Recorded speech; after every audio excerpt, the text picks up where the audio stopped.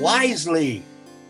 We will spare for no wit, for I warn you, here that shall drive some of them to anon come, only get the learned writer to set down our excommunication and meet me at the jail. The jail. I said jail. 4. Jail.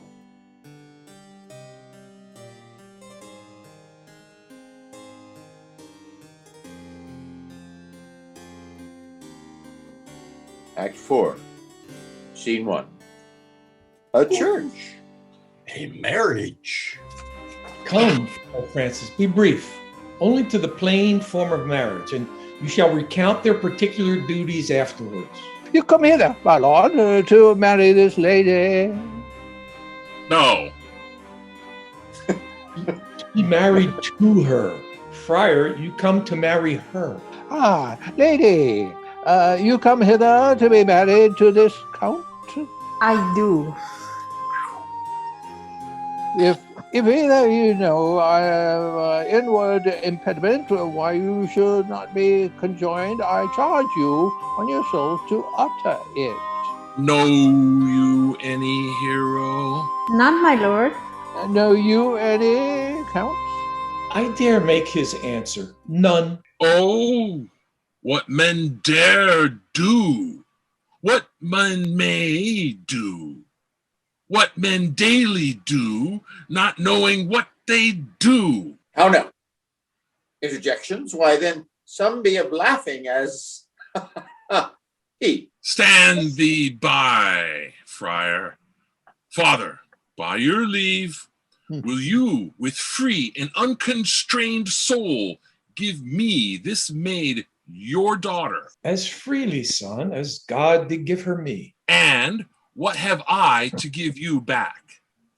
Those worth my counterpoise, this rich and precious gift. Nothing, unless you render her again. Sweet prince, you learn me noble thankfulness. There, Leonardo, take her back again. Give not this rotten orange to your friend. She's but of the sign and semblance of her honor. Behold how like a maid she blushes here. Oh, what authority and show of truth can cunning sin cover itself withal? Comes not that blood as modest evidence to witness simple virtue? Would you not swear all that you see her that she were a maid by these exterior shows? That she is none, and she knows the heat of a luxurious bed. Her blush is guiltiness, not modesty. What do you mean, my lord? Not to be married, not to knit my soul to an unproven wanton. Wanton? Wanton. Yeah, right. Here, my lord, if you, in your own proof, have vanquished the resistance of her youth and made defeat of her virginity. I know what you would say. If I have known her, you will say she did embrace me as a husband and so extenuate the aforehand sin.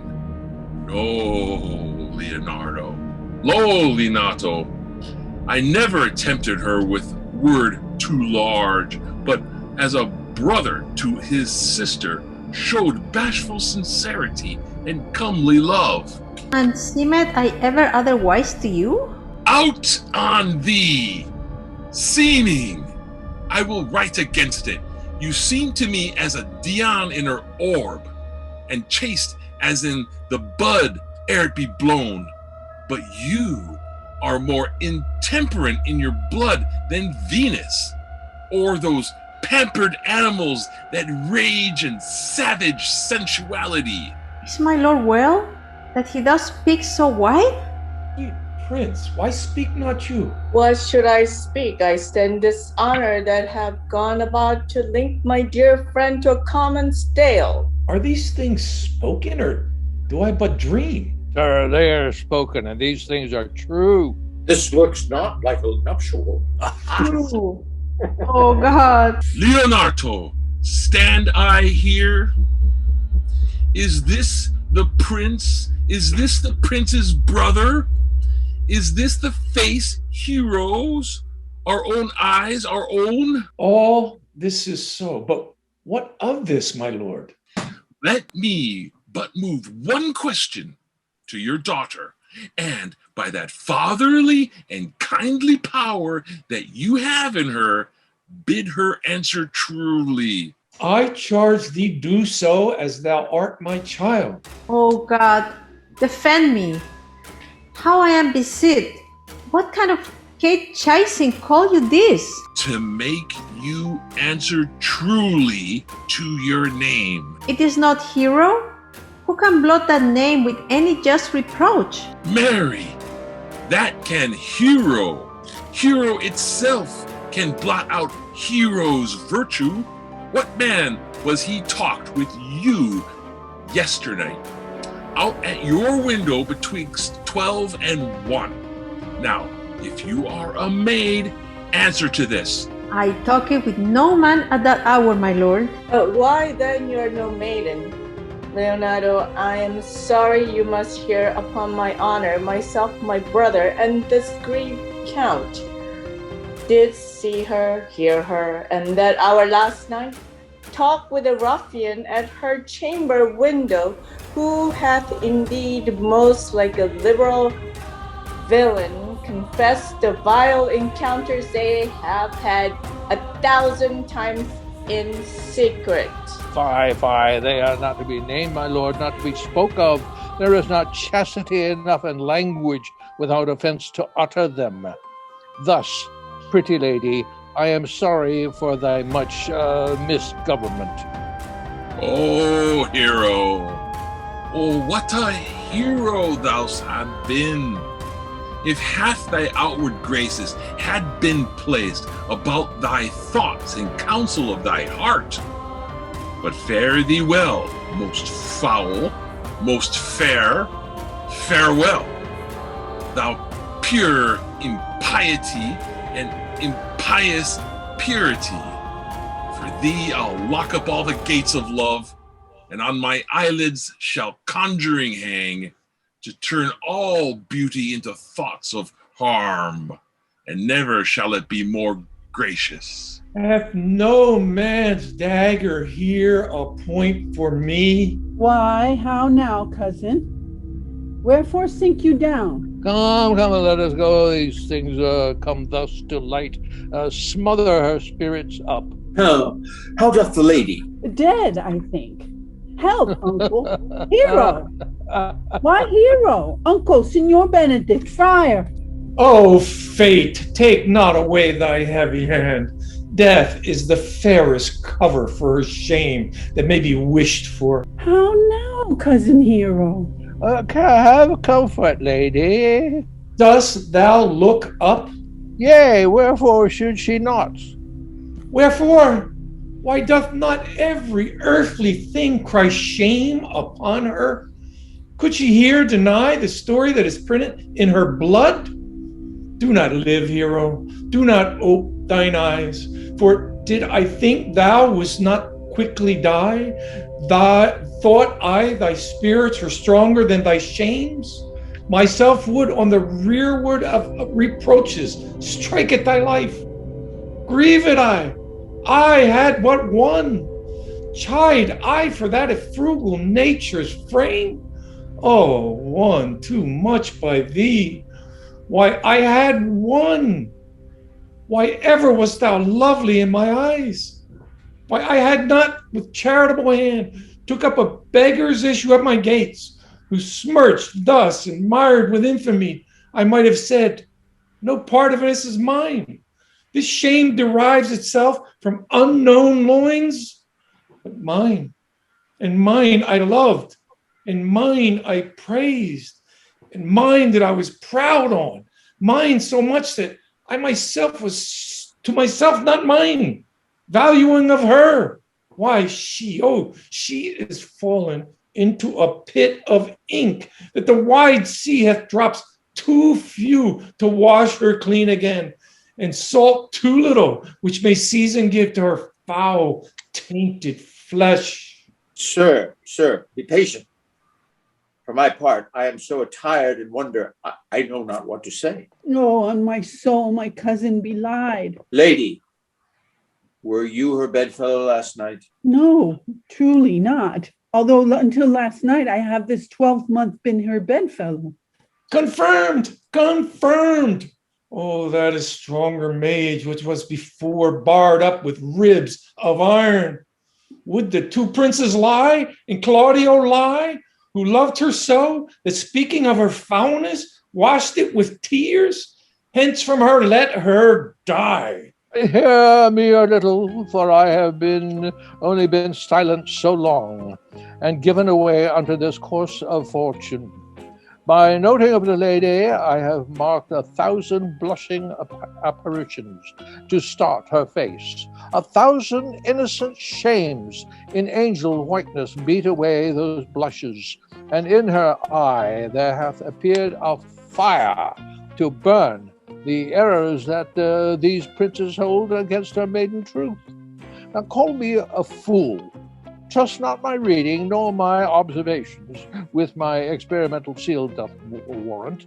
The tenure of my book, trust not my age, my reverence, calling, nor divinity, if this sweet lady be not guiltless here, under some biting error. Friar, it cannot be. Thou seest that all the grace that she hath left is that she will not add to her damnation a sin of perjury. She not denies it.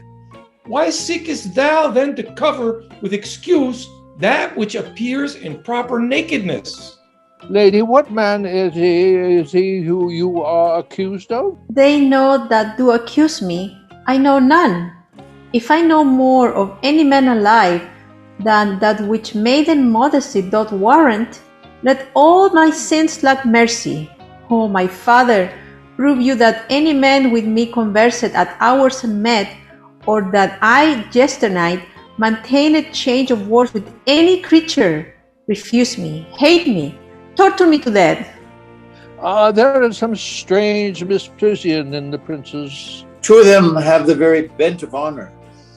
And if their wisdoms be misled in this, the practice of it lives in John the Bastard, whose spirit toils in the frames of villainies. I know not.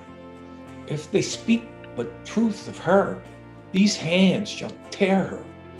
If they wrong her honor, the proudest of them will hear of it.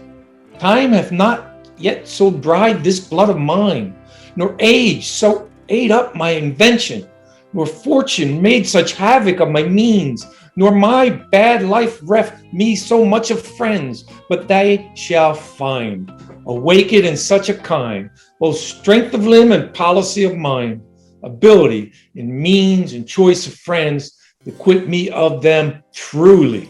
Pause a while, and let my counsel sway you in this case. Your daughter here, the princess left for dead, let her a while be secretly kept in, and publish that she is dead indeed. Maintain a mourning ostentation, and on your family's old monument, holding mournful epitaphs, and to all rites that appertain unto a burial. What shall become of this? What will this do? Marry this will, carried shall on her behalf change slander to remorse. That is some good, but not in that dream that I am on in this strange course, but on this travail, look for greater birth. She dying, as it must be so maintained, upon the instant that she was accused, shall be lamented, pitied, and excused of every hearer. For it so falls out that what we have we prize not to the worth, whilst we enjoy it, but being lacked and lost, why then we rack the value. Then we have fled the virtue that the possession would not show us. Thus is a noise, while while it was ours. So it will fare with Claudio. When he shall hear that she died upon his words, the isles of her life shall sweetly creep unto his study of imagination, and every lovely organ of her life shall come apparelled in more precious habits, before moving delicate and full of life into the eye and the prospect of his soul. Then, when she lived indeed, then shall he mourn, if ever love had interest in his liver, and wish he had not so accused her. No, though he thought his accusation true, let this be so, and doubt not, but success will fashion the event in better shape than I can lay it down in likelihood. But if all aim, but this be levelled false, the supposition of the lady's death will quench the wonder of her infamy, and if it sort not well, you may conceal her, as best befits her wounded reputation, in some reclusive and religious life, out of all eyes, tongues, minds, and injuries. Signor Leonato, let the friar advise you. And though you know my inwardness and love is very much unto the prince and Claudio, yet by mine honor I will deal in this as secretly and justly as your soul should with your body. Being that I flow in grief, the smallest twine may lead me. 'Tis well consented. Presently away, for to strange souls, strangely they strain the curse. Come, lady, die to live. This wedding day perhaps is but prolonged. Have patience and endure. The Lady Beatrice, have you wept all this while? No, I will weep a while longer. I will not desire that. You have no reason. I do it freely. Surely I do believe your fair cousin is wronged. How much might the man deserve of me that would write her? Is there any way to show such friendship? A very even way, but no such friend. May a man do it? It's a man's office, but not yours. I do love nothing in the world so well as you. Is not that strange? As strange as the thing I know not. It were as possible for me to say I love nothing so well as you, but believe me not, and yet I lie not. I confess nothing, nor I deny nothing. I am sorry for my cousin. By my sword, Beatrice, thou lovest me? Do not swear and eat it. I will swear by it that you love me, and I will make him eat it that says I love you not. Will you not eat your word? With no sauce that can be devised to it, I protest I love thee. Why then, God forgive me. What offense, sweet Beatrice? You have stayed me in a happy hour. I was about to protest. I love you. And do it with all thy heart. I love you with so much of my heart that none is left to protest. Come, bid me do anything for thee. Kill Claudio. Ha! Not for the wide world. You kill me to deny it. Farewell. Tarry, sweet Beatrice. I am gone, though I am here. There is no love in you. Nay, I pray you, let me go. Beatrice. In faith, I will go. We'll be friends first. You dare easier be friends with me than fight with mine enemy. Is Claudio thine enemy? It's not approved in the height of a villain that hath slandered, scorned, dishonored my kinswoman. Oh, that I were a man what bear her in hand until they come to take hands, and then with public accusation, uncovered slander, unmitigated rancor. Oh God, that I were a man. I would eat his heart in the marketplace. Hear me, Beatrice. Talk with a man out a window? A proper saying. Nay, but Beatrice. Sweet hero. She is wronged. She is slandered. She is undone. Princes and counties. Surely a princely testament. Oh, good Count Comfort. A sweet gallant, surely. Oh, that I were a man for his sake, or that I had any friend would be a man for my sake. But manhood is melted into curtsies, valor into compliment, and men are only turned into tongue, and trim ones too. He is now as valiant as Hercules that only tells a lie and swears it. I cannot be a man with wishing, therefore I will die a woman breathing. Tarry, good Beatrice, by this hand I love thee. Use it for my love some other than by swearing it. Think you in your soul the Count Claudio hath wronged, hero? Yeah, as sure as I have thought or a soul. Enough, I am engaged. I will challenge him. I will kiss your hand, and so I leave you. By this hand, Claudio shall render me a dear account. As you hear of me, so think of me. Go, comfort your cousin. I must say she is dead, and so farewell. Scene 2, a prison. Great bars you got there. Thank you. Prison. Is our whole assembly appeared? Oh, stool and a cushion for the sexton. With speed of malefactors. Marry, that I and my partner. Nay, that's certain. And we have the exhibition to examine. But which are the offenders that are to be examined? Let them come before Master Constable. Oh. Yea, Mary, let them come before me. What is your name, friend? Baraccio. Pray, write down Baraccio. Yours, sir? I am a gentleman, sir. My name is Conrad. Write down Master Gentleman Conrad. Masters, do you serve God? Oh, yeah, sir. Oh, yeah. Yeah, we hope. Write down that they hope they serve God. And write God first. For God defend, but God should go before such villains. Masters, it is proved already that you are little better than false knaves, and it will go near to be thought so shortly.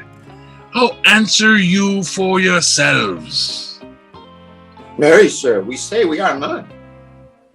A marvelous witty fellow, I assure you, but I will go about with him. Come you hither, sirrah, a word in your ear, sir. I say to you, it is thought you are false knaves. Sir, I say to you, we are none. Well, stand aside. For God, they are both in our tale.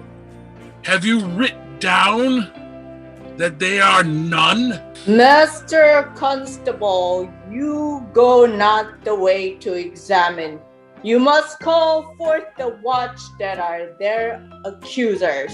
Yea, Mary, that's the eftest way. Let the watch come forth. Masters, I charge you, in the prince's name, accuse these men. This man said, sir, that Don John, the prince's brother, was a villain. Write down Prince John's a villain. Why, this is a flat perjury to call the prince's brother villain. Master Constable. Pray thee, fellow, peace. I do not like thy look, I promise ye. What heard you him say else? Mary, that he had received 1,000 ducats of Don John for accusing the lady hero wrongfully. Flat burglary as ever was committed. Yes, by my mass, that it is. What else, fellow? And that the Count Claudio did mean upon his words to disgrace Hero before the whole assembly and not marry her. Oh, villain! Thou wilt be condemning into everlasting redemption for this. What else? This is all. And this is more, masters, than you can deny. Prince John is this morning secretly stolen away.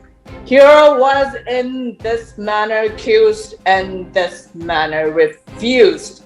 And upon the grief of this suddenly died. Master Constable, let these men be bound and brought to Leonato's. I will go before and show him their examination. Come, let them be opinioned. And let them be in the hands. Ah, coxcomb. God's my life! Where is the sexton? Let him write down the prince's officer's coxcomb. Come, bind them, thou naughty varlet. Oh, wait. You are an ass. You are an ass. Dost thou not suspect my place? Dost thou not suspect my years? Oh, that thee were here to write me down an ass.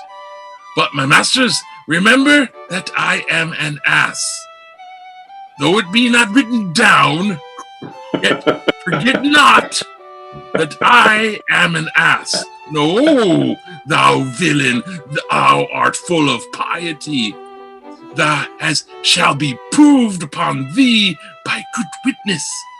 I am a wise fellow, and which is more, an officer, and which is more, a householder, and which is more, a pretty piece of flesh as any in Messina, and one that knows the law. Go to, and a rich fellow enough, go to, and a fellow has losses, and one that hath 2 gowns, and everything handsome about him, bring him away. Oh, that I had been writ down an ass. Act 5. Scene 1 before Leonato's house.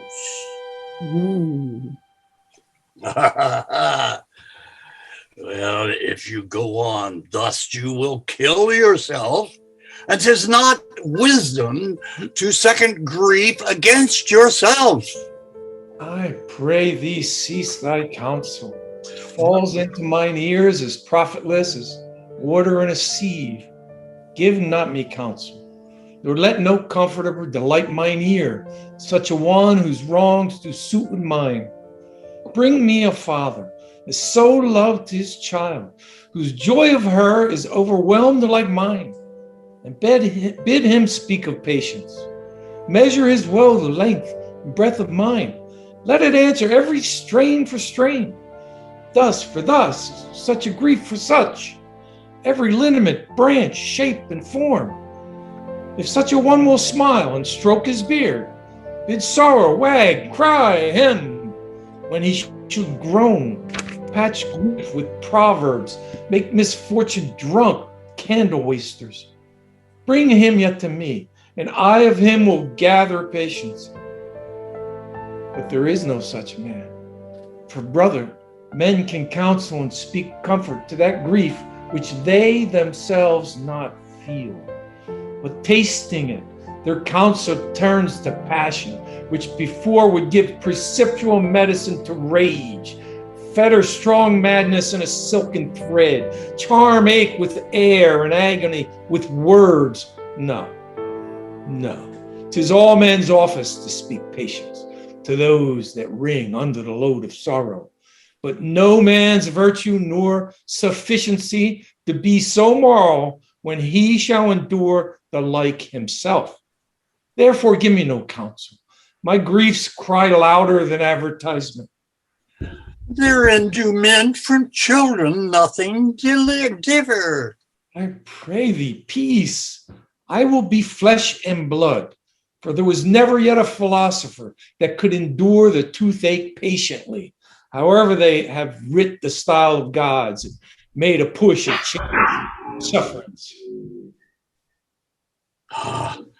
Yet bend not all the harm upon yourself, and yet a push and make those that do offend your suffer too. There thou speakest reason.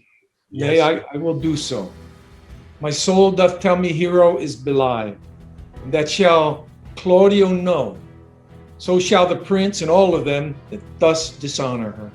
Here comes the prince and Claudio. Hastily they are. Good den, good den. Good day to both of you. Hear you, my lords. We have some haste, Leonardo. Some haste, my lord. Well, fare you well, my lord. Are you so hasty now? Well, all is one? Nay, do not quarrel with us, good old man. If he had right himself with quarreling, some of us would lie low. Who wrongs him? Mary, thou dost wrong me. Thou dissembler, thou.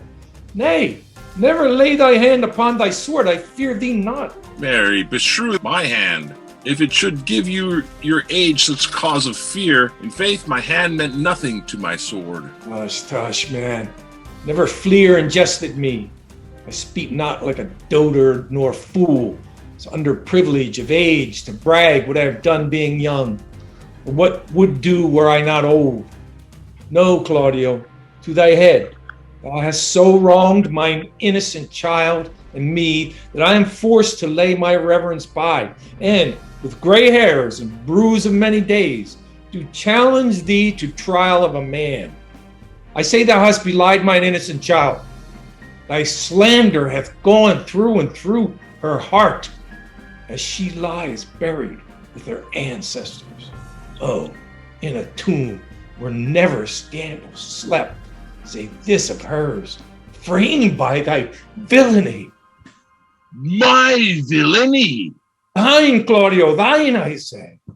You say not right, old man. My lord, I'll prove it on his body if he dare.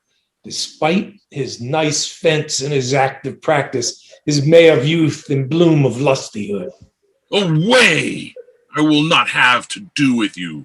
Canst thou so daff me? Thou hast killed my child. If thou killest me, boy, thou shalt kill a man. He shall kill two of us, and men indeed, and that's no matter. Oh, let him kill one first, with me and wear me. Ah, let him answer me. Come hither, follow me, boy. Come, sir boy, come, and follow me, sir boy.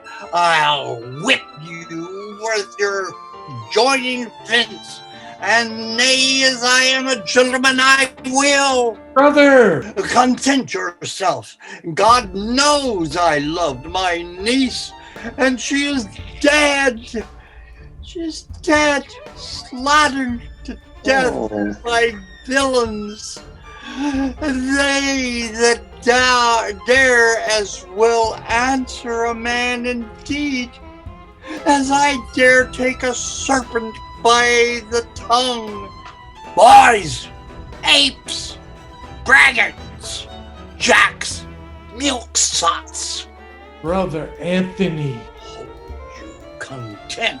What man, I know them, yea, and what they weigh, and even to the utmost scruple, scrambling, facing, and fashion-mongering boys, and that lie and clog and float and deprave and slander can antiquely and show outward hideousness and speak oft a dozen dangerous words as how they might hurt their enemies if they durst. And this is all. But Brother Anthony, Come, 'tis no matter. Do not your meddle. Let me deal in this. Gentlemen, both, we will not wake your patience. My heart is sorry for your daughter's death, but on my honor, she was charged with nothing but what was true and very full of proof. my lord, I will not hear you. no, come, brother, away. I will be heard. Or shall, or some of us will smart for it. See, here comes the man we want to seek. Oh, Senor, what's news? Good day, my lord. Welcome, Senor. You are almost come to part almost afraid. We had like to have had our two noses snapped off with two old men without teeth. Leonardo and his brother, what thinkst thou? Had we fought, I doubt we should have been too young for them. In a false quarrel, there is no true valor. I came to seek you both. We have been up and down to seek thee, for we are high-proof melancholy, and would fain to have it beaten away. Wilt thou use thy wit? It is in my scabbard. Shall I draw it? Dost thou wear thy wit by thy side? Never any did so, though very many have been beside their wit. I will bid thee draw, as we to do the minstrel, draw to pleasure us. As I am an honest man, he looks pale. Art thou sick or angry? What courage, man! What though care killed a cat? Thou hast mettle enough in thee to kill care. Sir, I shall meet your wit in the career, and you charge it against me. I pray you choose another subject.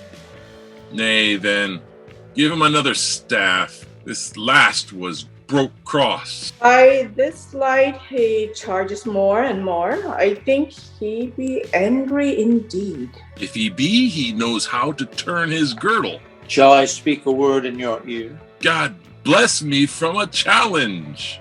You are a villain. I jest not. I will make it good how you dare, with what you dare and when you dare. Do me right, or I will protest your cowardice. You have killed a sweet lady, and her death shall fall heavy on you. Let me hear from you. Well, I will meet you, so I may have good cheer. What a feast, a feast. In faith, I thank him. He hath bid me to have a calf's head and a capon, the which of I do not carve most curiously. Say my knight's not. Shall I not find my woodcock too? Sir, your wit ambles well. It goes easily. I'll tell you, Dee, how Beatrice praised thy wit the other day. I said thou hast a fine wit. True, says she, a fine little one. No, I said, I a great wit. Right, said she, a great gross one. Nay, said I, a good wit, just said she. It hurts nobody. Nay, say I, the gentleman is wise. Certain, said she. A wise gentleman? Nay, said I, he hath the tongues. That I believe, said she, for he swore a thing to me on Monday night, which he forswore on Tuesday morning. There's a double tongue. There's two tongues. Thus did she an hour together transshape thy particular virtues. Yet, at last, she concluded with a sigh, thou wast the properest man in Italy. For the which she wept heartily, and she cared not. Yeah, that she did, but yet, for all that, and if she did not hate him deadly, she would love him dearly. The old man's daughter told us all. All. And moreover, God saw him when he was hid in the garden. But when shall we set the savage bull's horns on the sensible Benedict's head? Yea, and text underneath, here dwells Benedict, the married man. Fare you well, boy. You know my mind. I will leave you now to your gossip-like humor. You break jests as braggarts do their blades, which God be thanked hurt not. My lord, for your many courtesies I thank you. I must discontinue your company. Your brother the bastard is fled from Messina. You have among you killed a sweet and innocent lady. My lord Blackbeard there, he and I shall meet. And till then, peace be with him. He is in earnest. In most profound earnest, and I'll warrant you, for the love of Beatrice. And hath challenged thee? Most sincerely. What a pretty thing man is when he goes in his doubtblood and goes and leaves off his wit. He is then a giant to an ape, but then is an ape to a doctor, such a man. But soft you, let me be plunk up my heart and be sad. Did he not say my brother was fled? Come, you, sir. If justice cannot tame you, she shall ne'er weigh more reasons in her balance. Nay, and you be a cursing hypocrite once, you must be looked to. How now, two of my brother's men bound, Brocchio one. Hearken after their offense, my lord. Officers, what offense have these men done? Marry, sir, they have committed false report. Moreover, they have spoken untruths. Secondarily, they are slanderers. Sixth and lastly, they have belied a lady. Thirdly, they have verified unjust things. And to conclude, they are lying knaves. First, I ask thee what they have done. Thirdly, I ask thee what's their offense. Sixth, and lastly, why they are committed, and to conclude, what you lay to their charge. Rightly reasoned, and in his own division, and by my troth, there is one meaning well suited. Who have you offended, masters, that you are thus bound to your answers? This learned constable is too cunning to be understood. What's your offense? Sweet prince, let me go no farther to mine answer. Do you hear me? And let this count kill me. I have deceived even your very eyes. What your wisdoms could not discover, these shallow fools have brought to light. Who in the night overheard me confessing to this man how Don John, your brother, incensed me to slander the lady Hero, how you were brought into the orchard and saw me court Margaret in Hero's garments, how you disgraced her when you should marry her. My villainy they have upon record, which I had rather seal with my death than repeat over to my shame.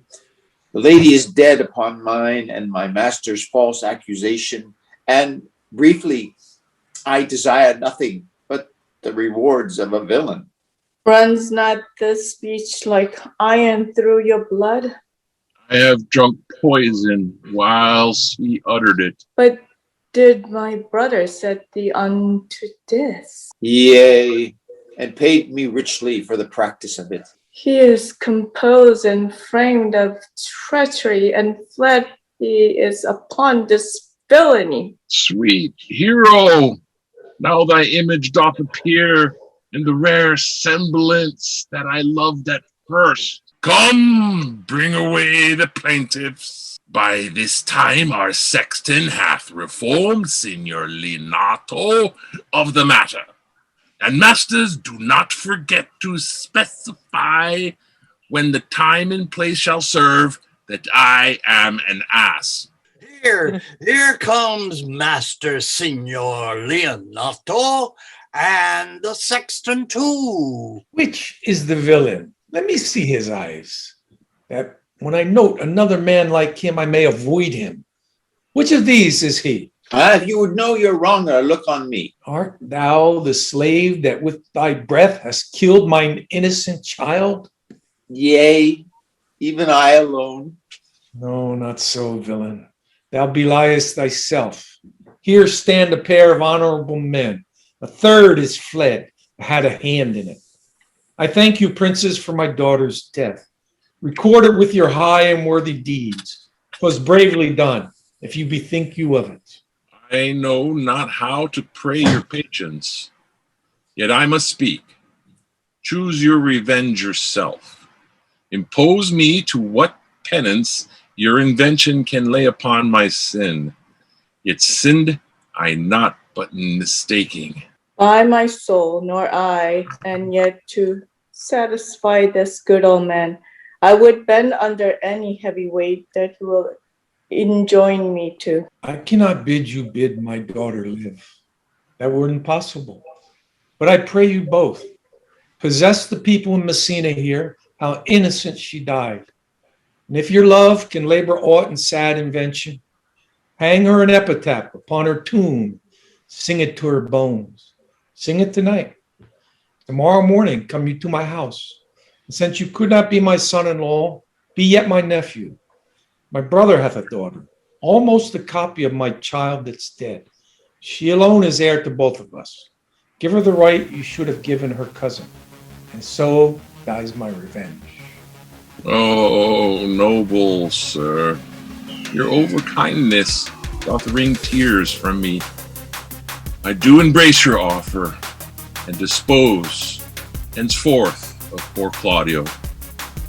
Tomorrow then I will expect your coming. Tonight I take my leave. This naughty man shall face to face be brought to Margaret, who I believe was packed in all this wrong, hired to it by your brother. No, by my soul she was not, nor knew not what she did when she spoke to me, but always hath been just and virtuous in anything that I do know by her. Moreover, sir, which indeed is not under right and black, this plaintiff here, the offender, did call me an ass. Yes. I beseech you, let it be remembered in his punishment. And also the watch heard them talk of one deformed.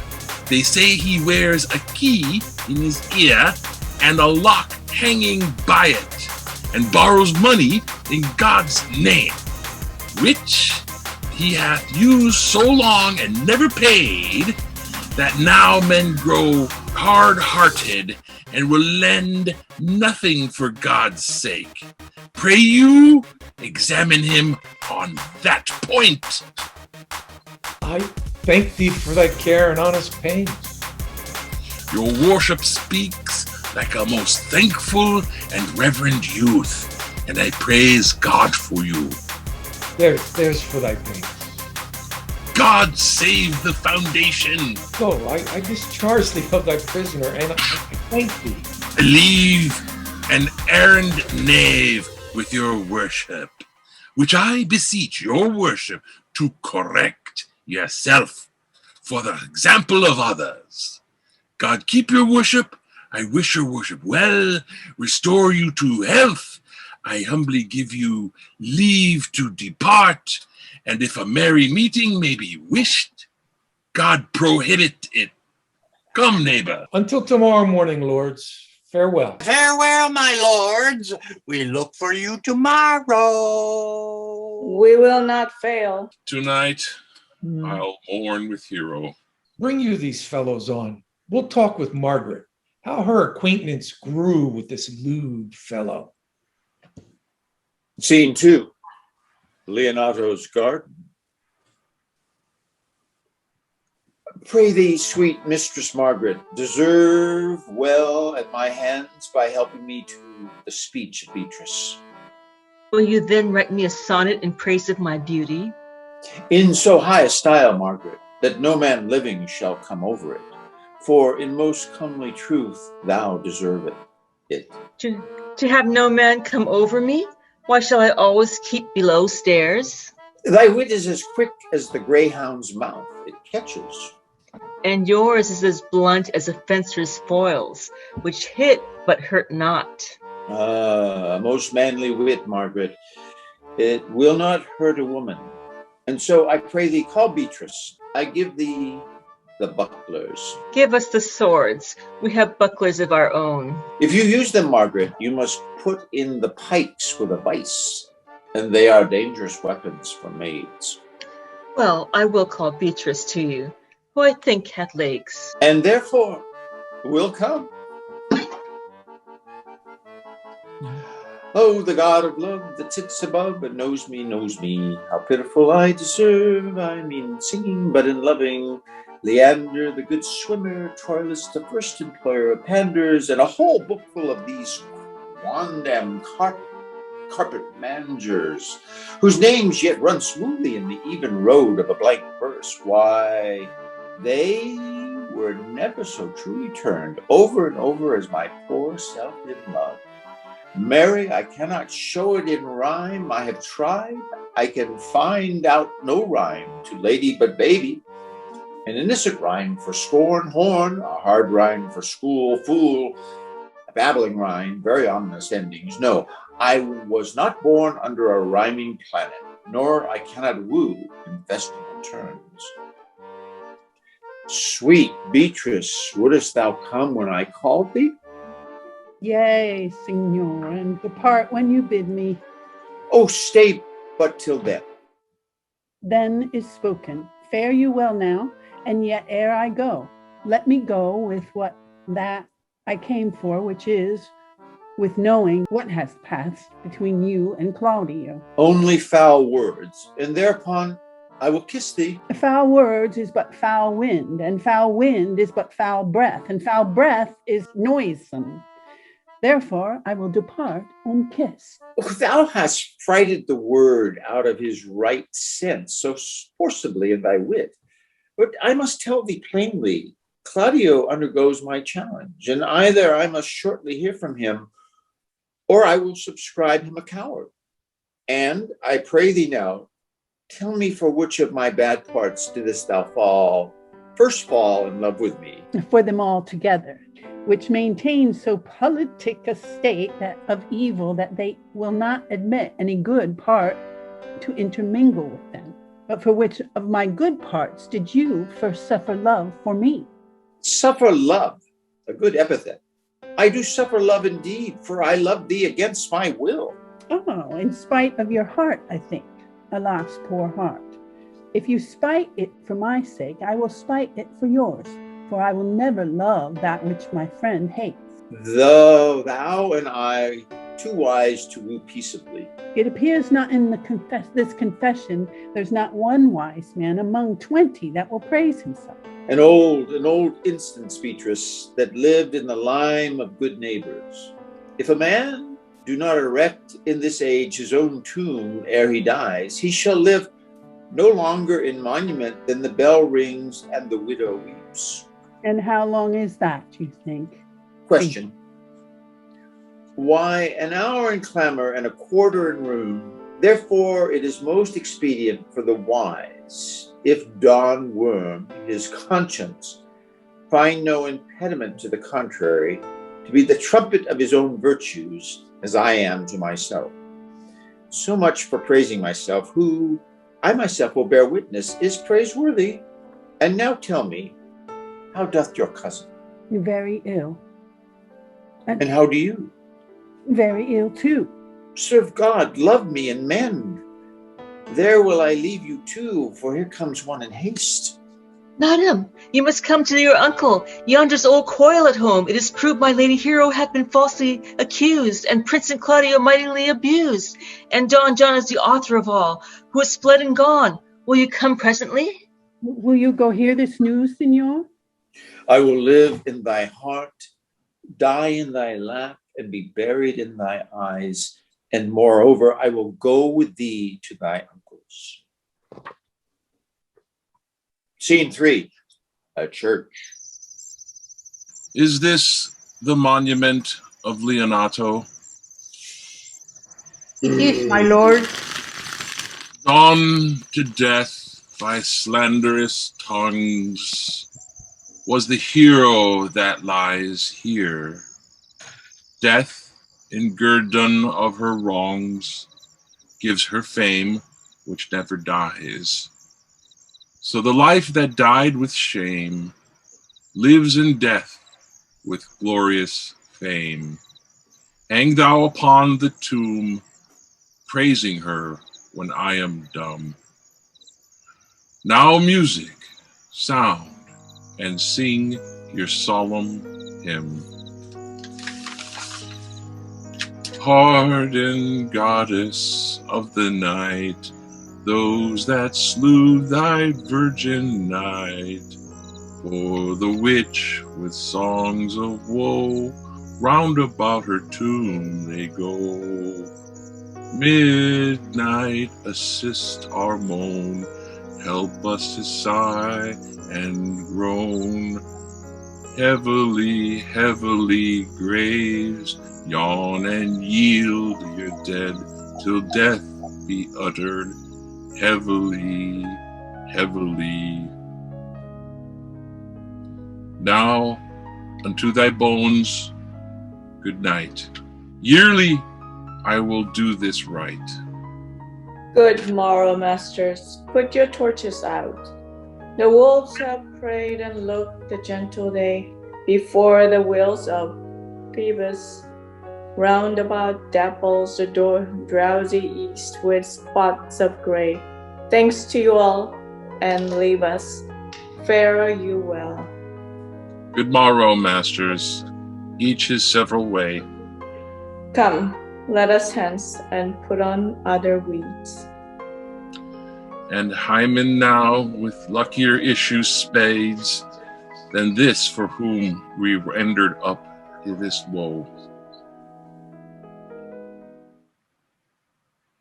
Act 5. Act Scene 5. 4. Scene 4, a room in Leonato's house. Did I not tell you she was innocent? So are the Prince and Claudio, who accused her upon the error you heard debated. But Margaret was in some fault for this, although against her will, as it appears, true course of all the question.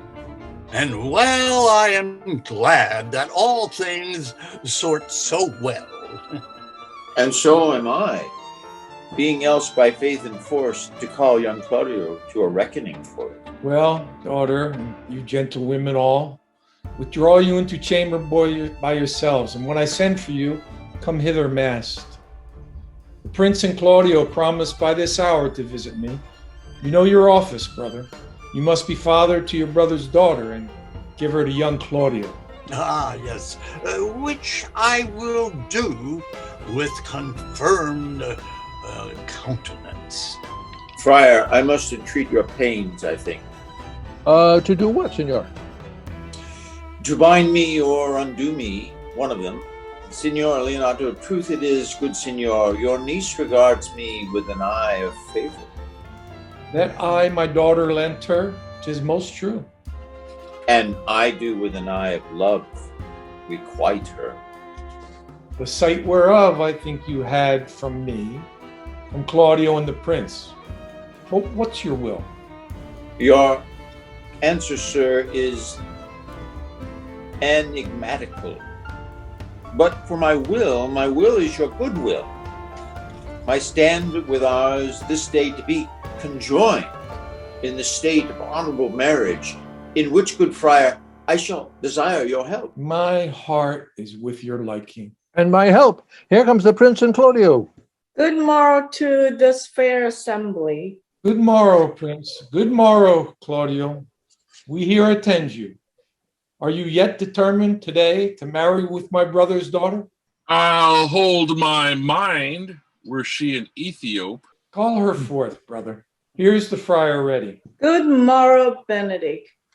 Why, what's the matter that you have such a February face, so full of frost, of storm and cloudedness? I think he thinks upon the savage bull. Tush, fear not, man. We'll tip thy horns with gold, and all Europa shall rejoice at thee, as once Europa did at lusty Jove, when he would play the noble beast in love. Bold Jove, sir, had an amiable low, and some such strange bull leaped your father's cow, and got a calf in that same noble feat, much like to you, for you have just her bleat. For this I owe you. Here comes other reckonings. Which is the lady I must seize upon? Yo, Jim. I'm drowning. What? I cannot see anymore.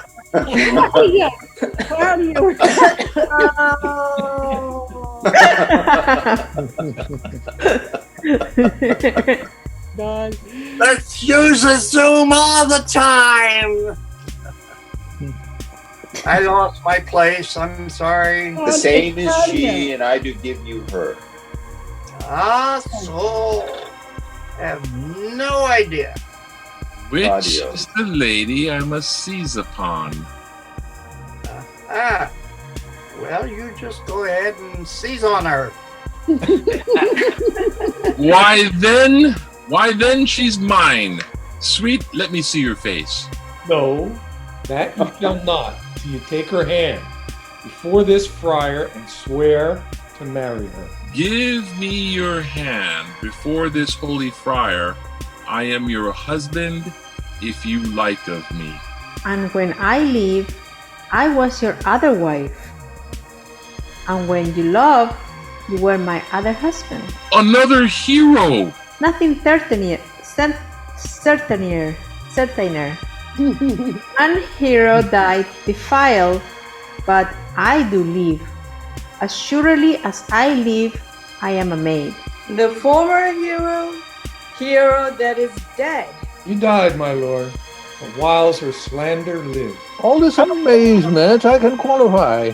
When the holy rites are ended, I'll tell you largely this fair hero's death. Meantime, let wonder seem familiar, and to the chapel let us presently. Soft and fair, friar. Which is Beatrice? I answer to that name. What is your will? Do not you love me? Why, no more than reason. Why, then your uncle and the prince and Claudio have been deceived. They swore you did. Do you not love me? Troth, no more than reason. Why then, my cousin Margaret and Ursula are much deceived, for they did swear you did. They swore that you were almost sick for me. They swore that you were well nigh dead for me. 'Tis no such matter. Then you do not love me. No, true, but in friendly recompense. Come, cousin, I'm sure you love the gentleman. And I'll be sworn upon it that he loves her.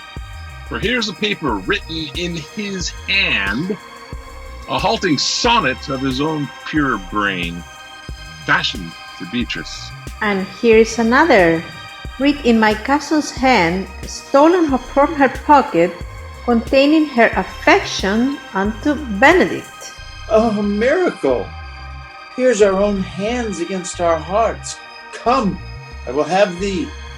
But by this light I take thee for pity.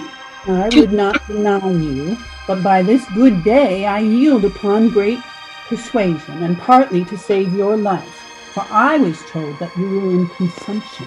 Peace. I will stop your mouth.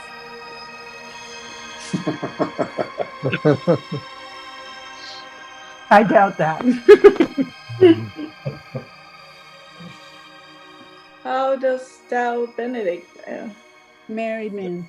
Yeah. Hey, I'll married tell man. thee what, Prince, a college of wit crackers cannot flout me out of my humor.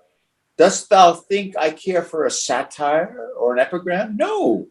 If a man will be beaten with brains and shall wear nothing handsome about him. In brief, since I do propose to marry, I will think nothing to any purpose that the world can say against it, and therefore never flout at me for what I have said against it. For man is a giddy thing, and this is my conclusion. For thy part, Claudio, I did think to have beaten thee, but in that thou art like to be my kinsman. Live unbruised and love my cousin. I had well hoped thou wouldst have denied Beatrice, that I may have cudgeled thee out of thy single life to make thee a double dealer, which, out of question, wilt be. For if my cousin do not look exceedingly narrowly to thee. Come, come, we are friends. Let's have a dance ere we are married, that we may lighten our own hearts and our wives' heels. We'll have dancing afterwards. First of my word, therefore, play music, Prince, thou art sad. Get thee a wife, get thee a wife. There's no staff more reverend than the one tipped with horn. My lord, my lord, your brother John is taken in flight, and brought with armed men back to Messina. Think not on him till tomorrow. I'll devise thee brave punishments for him. Strike up pipers.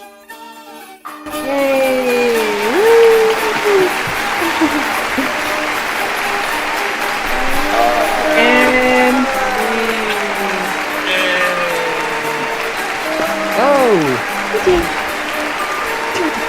You know, the next meeting is Mother's Day. Jim had a thought. What was it? I don't know. Jim, you have it. It's inside your head, isn't it? Hey, this Mother's Day is usually a pretty good day to read once we've taken our moms out to dinner or whatever we need to do. And so by the evening time, we get a chance to read As You Like It. If you like it.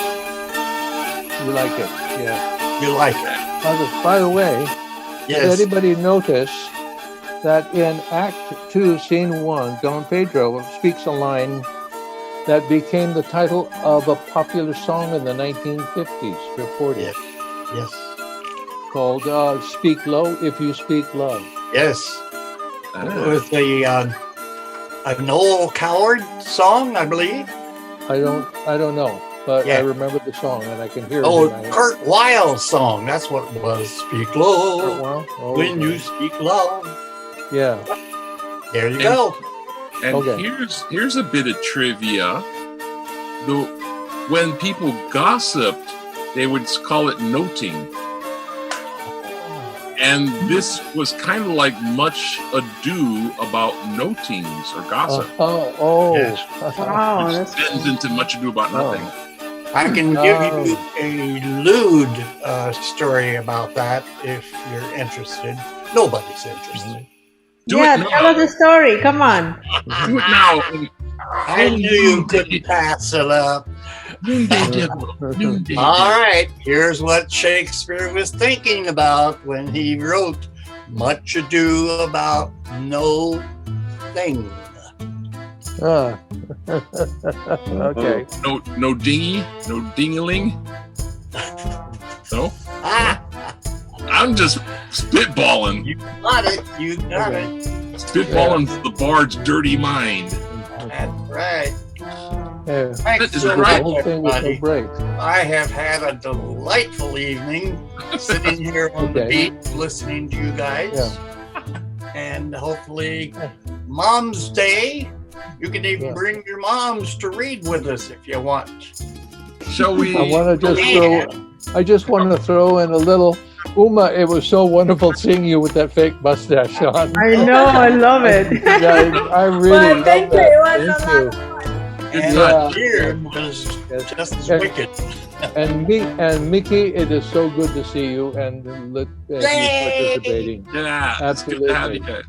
I thought Yeah. it was like 2 hours away. I'm like, oh, I didn't know we were reading that early. What time is it? Yeah, I didn't- thought I had sent that in the Yeah. email to Yeah. you. Maybe not. No, that's okay. We did it. Yeah, we did moved it to by- 5. That makes it easier for our California. Oh, I readers. like that. No, I don't feel like staying. Yeah, that was good. Yeah. Early. Yeah, mahalo. I'll stay up late. Yeah. Yeah, mahalo. much better. Yeah. It's Richard's fading. Thank Okay, you. aloha. Hi, Have a Richard. good Great night. reading. We're all staying Bye. late. Bye-bye. Thank you. Bye. Ciao. Bye. Okay. Exit stage left. I'm going to see who's the last one. Buenas Bye. noches. Gracias. Okay. Thank you, Leilani. Thank you, Leilani. In a couple of weeks, right? Question. Thank Are you. we aiming for 5 on Mother's Day? Huh? I think so because Okay. Richard is still California. Okay, 5 o'clock still. Yeah. Okay. That is Yeah. fine. That's Happy fine. Mother's Day. I'll try to Sure. bring Moani for then. Okay. That's a possibility, sure. Yeah, sure. Love you guys. Bye. Love you, Okay, love Leilani. you Good too. to see you. Aloha. Nighty night. Thank you. Enjoy the beach, Jim. Enjoy the beach. Here's a lifesaver, life preserver. Throw him a life preserver. Thank you. All right. Night, Adios. night. I gotta eat. Good night, lot. Are you frozen? Oh gosh.